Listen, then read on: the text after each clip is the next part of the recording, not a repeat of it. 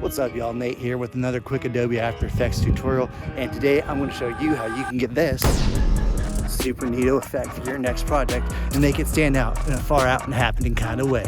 Let's get into it. Okay, here we are already inside of After Effects. I've got my footage imported in, and the first thing we're going to do is go over to the right side of the screen underneath Effects and Presets, and we're going to type in Card Dance. Grab our effect here and drag it right on top of our footage. Over to the left hand side of the screen now, in the effects control panel, on gradient layer 1 where this box says none, we're going to click on this arrow and select the name of our footage.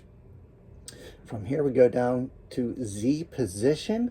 We're going to click on this arrow here, and this black box where it says none next to source, we're going to click that and change this to intensity 1. Already it's starting to work, but we're going to bump these numbers up here in our rows and columns, and I'm going to change my rows. You can just experiment with this, but I'm going to say 190, and then my columns, I'm going to punch that up to like 280.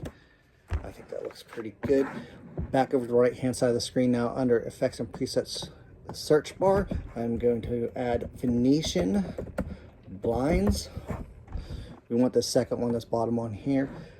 Click, hold it, and drag that onto our footage.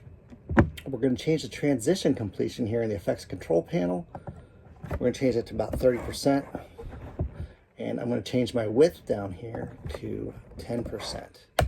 Gives us some nice vertical separation. And I'm going to right click on Venetian blinds here. I'm going to duplicate this. And it's got the same settings because we did a duplication, and all we're going to do here is change the direction to give us some horizontal separation, and that's 90 degrees there. I think that looks great. We're back over to the right hand side of the screen in the Effects Presets search bar, and we're going to look for something called tritone. Click, hold, and drag that onto our footage.